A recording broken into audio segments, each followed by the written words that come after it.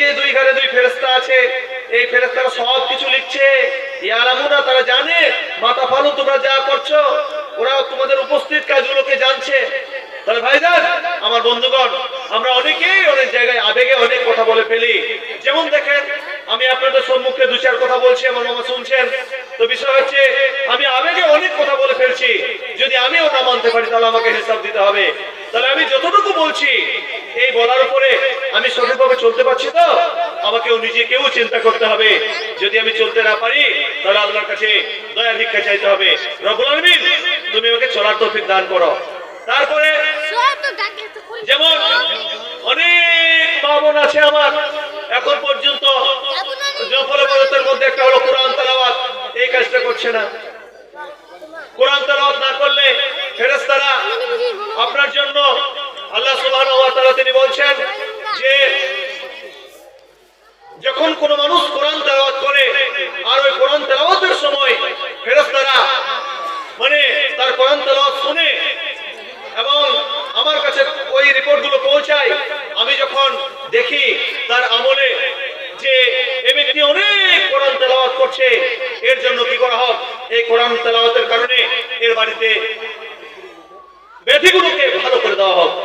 অনেক রকমের ব্যাধি হয়, কাউরে কিডনিতে পাথর, কাউরে হার্ট অ্যাটাক, হার্ট ডিজিজ, অর্থাৎ আপনার বুকের অসুখ, বুকের ব্যথা, পেটের ব্যথা, শরীরে ব্যথা, ক্যান্সার, এই সমস্ত জিনিস আল্লাহ সুবহানাহু ওয়া তাআলা তিনি খুশি হয়ে কি করেন, ক্ষমা করে দেন।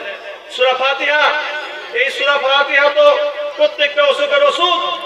সূরা ফাতিহা একে শেফা বলা হয়েছে। মায়েরা আমার, কোন ব্যক্তি যদি অসুস্থ হয়, আপনি অসুস্থ ব্যক্তিকে সূরা ফাতিহাকে সঠিকভাবে পড়ে তার উপরে ফুঁক দেন, দেখবেন ওই ব্যক্তি আরোগ্য লাভ করবে। কারণ আল্লাহ সুবহানাহু ওয়া তাআলা তিনি এই সূরা ফাতিহার তিনি মতান্তরে তিন জায়গায় তিন রকমের নাম বলেছেন। এক জায়গায় 14টি, এক জায়গায় 39টি, এক জায়গায় 36টি নাম আছে এই সূরা ফাতিহার। তার মধ্যে একটা নাম হলো শিফা। সূরা ফাতিহা যদি কেউ পড়ে, তো সে অসুস্থ ব্যক্তি ওই পরে ফুঁক দিলে সুস্থ হয়ে যাবে। সূরা ফাতিহা হলো শিফা, ডাক্তার। তাহলে বলুন, আমরা সূরা ফাতিহা পড়বো না কেন? বলা হয়েছে কোন ব্যক্তি যদি সূরা ইয়াসিন বাড়িতে যদি পড়ে, ওই বাড়িতে যদি কোন রকমের শয়তানের প্ররোচনা হয়ে থাকে, তাহলে ওই শয়তান প্ররোচনা ওখান থেকে দূরে যাবে। এটা কিন্তু আমি অবিশ্বাসের কোনো কথা বলছি না, এটা আমার নিজের পরীক্ষিত জিনিস। কি করে পরীক্ষা করেছিলাম, একদিন হঠাৎ করে দেখলাম একটা ছোট্ট বাচ্চা খুব ক্রন্দন করছে, আর ওই বাচ্চাকে আমি গোটা সূরা ইয়াসিন পড়লাম। আর আমি যে হাফিজ সাহেবের কাছে পড়ছিলাম, তিনি দুই চোখের অন্ধ। একদিন এক ব্যক্তি খুব গুরুতর অসুস্থ, তিনি সৌদি আরবের ছিলেন না কোথাকার ছিলেন জানি না। হাফিজ সাহেব আমাদেরকে ক্লাসে বললেন, হাফিজ আমজাদ আলী সাহেব, যে তোমরা সবাই ওই ব্যক্তিটা খুব অসুস্থ, ওখানে যাও, গিয়ে কোরআন পড়ো।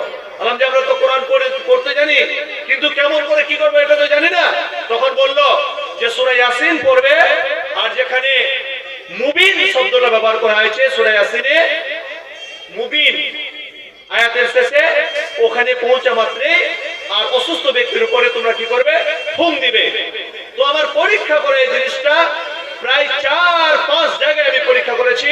আমাদের চোখের সামনে ওই ব্যক্তি মারাজুল মউতে ছিলেন, অর্থাৎ মরণের যে অসুস্থতা, মরণের যে জাকান্দানি, এই অবস্থায় ছিলেন।